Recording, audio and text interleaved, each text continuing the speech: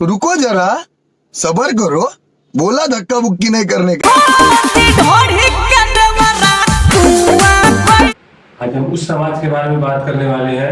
तो करना, परेशान हो गए हम लोग 2.5 साल से, ये भी परेशान हो गए, हम भी परेशान हो गए, करो फिर। जहाँ लिपस्टिक लगा के डिस्ट्रिक्ट हिलाया जाता है, चदरा होके गर्दा मचाया जाता है और धोरी चाट के देवरा को बदनाम किया जाता है, उस समाज के बारे में बात करें।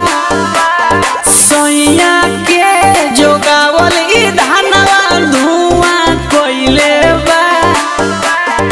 भोजपुरी के सबसे सुपरस्टार, नहीं भोजपुरी में सब सुपरस्टार ही है, जो छोटका हो, मझोलवा हो, बड़का हो, कोई भी हो, सब सुपरस्टार ही है। तो ये भी सुपरस्टार ही है और उसका नाम क्या है? चंगल चंचल। अबे साले, तभी मेरा माफ करना, गुस्से में इधर उधर निकल जाता हूँ। नहीं है, चंदन चंचल नाम है, समझ गए ना? अच्छा, तो उनका आज गाना है ढोरी कुआ हो जाए। उसमें पहला जो टाइटल डाले हैं, सोइया के जोगावल ई धानवा धुआं कोइले बा। हमें नहीं लगता कि 2 से 3 या 1 इंची से ज्यादा किसी का ढोरी होगा।